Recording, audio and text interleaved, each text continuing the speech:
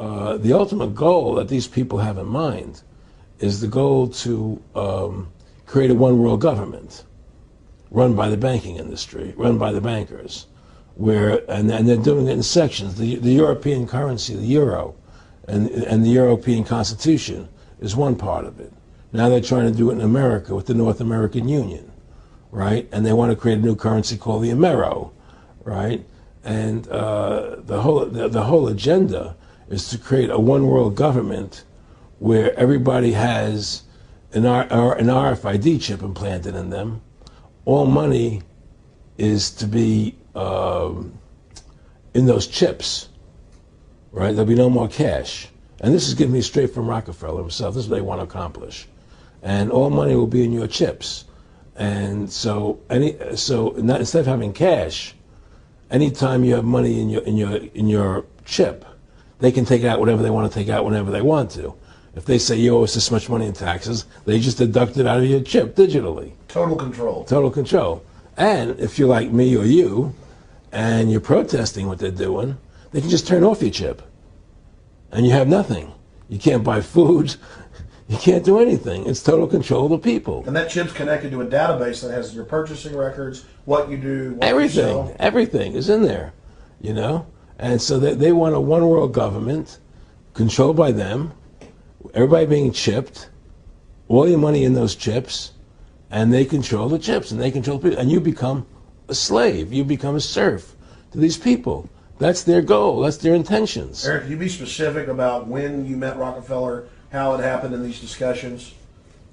I met Rockefeller through a female attorney I knew who called me up one day and said, one of the Rockefellers would like to meet you. I had made a video called Mad as Hell, and he'd seen the video and wanted to meet me and knew I was running for governor of Nevada. So sure, I'd love to meet him. And I met him and I liked him, and he was a very, very smart man. And we used to talk and share ideas and thoughts. And he's the one who told me 11 months before 9/11 ever happened that there was going to be an event. Never told me what the event was going to be, but there was going to be an event. And out of that event, we were going to invade Afghanistan to run pipelines from the Caspian Sea. We were going to invade Iraq, you know, to take over the oil fields, establish a base in the Middle East, and make it all part of the New World Order. And we'd go after Chavez in Venezuela. And sure enough, later 9/11 happened. And I remember he was telling me how how you're going to see soldiers looking in caves for people in Afghanistan and Pakistan and all these places. And there's going to be this war on terror, which is no real enemy. And the whole thing is a giant hoax, you know, but it's a way for the government to take over the American people. He told you it was going to be a hoax. Oh, yeah. Oh, yeah. There's no question. He says, there's going to be war on terror. And he's just laughing. There's no... Who are we fighting? I mean, why do you think 9/11 happened and then nothing's happened since then? Do you think that our security is so great here that these people who pulled off 9/11, who were able to, can't knock down another plane? Come on, it's ridiculous. 9/11 was done by people in our own government and our own banking system to perpetuate the fear of the American people into subordinating themselves to anything the government wants them to do. That's what it's about, and to create this war, this endless war on terror. And that's why and that was the first lie. And the next lie was going into Iraq, you know, to get Saddam Hussein out with his weapons of mass destruction. That was the next lie. Now, specifically, this was a little over 6 years ago?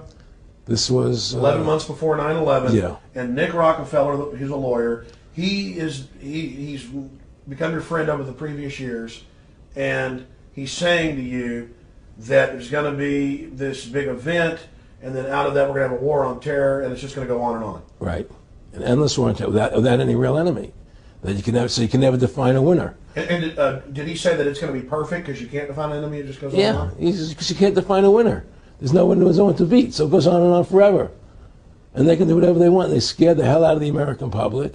Look, this whole war on terror is a fraud. It's a farce. It's very difficult to say it out loud because people are intimidated against saying it. Because if you say it, they want to make you into a nutcase. Let's But be the truth has to come out. That's why I'm doing this interview. The fact of the matter happens to be that the whole war on terror is a fraud. It's a farce. Yeah, there's a war going on in Iraq because we invaded Iraq. And people over there fighting, you know. But the war on terror, it's a joke, you know. And until we discover what really happened on 9/11 and who was responsible for 9/11, because that's where the war on terror emanates from. That's where it comes from. It was 9/11 that allowed this war on terror to begin. And until we get to the bottom root of 9/11, the truth of 9/11, we'll never know about the war on terror. Aaron, you said that he was, and I think it's important, and I know this about the Rockefellers from Dr. Dennis Cuddy and many others who literally, you'll be 20 years old in a lunch line at college, and there's David Rockefeller. And they're experts at recruiting and getting what they call players, and that clearly he was, I want to make it specific and just get you to reiterate what you said last night about you got 30% of the vote, you were having an effect, you made mad as hell, they knew that you'd started the Constitution Party, they knew that you were somebody who was taking action and getting things done, you'd already made some big films, had a lot of other successes, right. So they were trying to recruit you, and didn't it come down to the point of, hey, we are here to recruit you, and don't worry, your chip's going to say, don't mess with us, you know, this guy's don't touch. Yeah, yes, that did happen. I was definitely being recruited, but it's more subtle than that. Well, in your words, just go through the process, and then what he said. Well, what it is remember we were friends, and we used to go to my house a lot. We'd have dinner, we'd talk, and he'd tell me about business investments I get involved in, you know, or they would help me with this business investment or that business investment. And was I interested in joining the Council on Foreign Relations? You know, I would have to get a letter to join them, but was I interested in that? And, you know, just stuff, you know, leading you on. And I used to say to him that I never really did that because that wasn't where I was coming from. You know, as much as I like you, Nick, you know, your ways and my ways, we're on the opposite side of the fence. You know, I don't believe in enslaving people, you know, and he would come back with, oh, I do? Or? Well, it would be more like, you know. It's better for them. Well, it's more like, you know, how do I put it? It was like, what do you care about them? What do you care about those people? What difference does it make to you? Take care of your own life.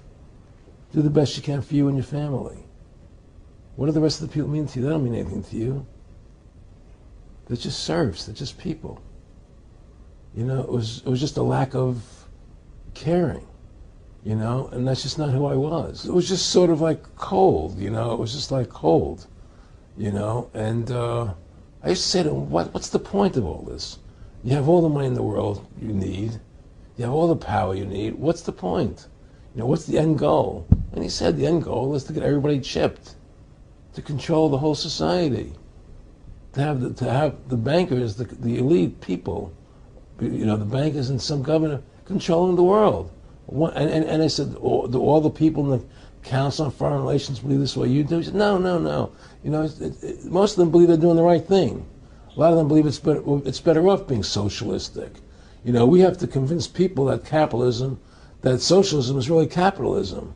Because America's becoming a socialist country. It's a communist country today. Well, one of the things they told me was that he was at the house one night, and he would talk, and he started laughing. He said, Aaron, what do you think women's liberation was about?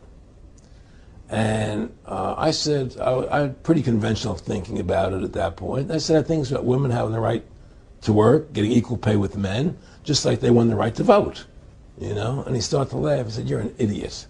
And I said, why am I an idiot? He said, let me tell you what that was about. We, the Rockefellers, funded that. We funded Women's Lib, you know? And we're the ones who got all over the newspapers and television, the Rockefeller Foundation. He says, and you want to know why? He said, there were two primary reasons. And they were, one reason was we couldn't tax half the population before Women's Lib. And the second reason was, now we get the kids in school at an early age. We can indoctrinate the kids how to think. It breaks up their family. The kids start looking at the state as the family, as the school, as the officials, as their family, not as the parents teaching them. And so those are the two primary reasons for women's lib, which I thought up to that point was a noble thing. You know, when I saw their intentions behind it, where they were coming from when they created it, the thought of it, I saw the evil behind what I thought was a noble adventure.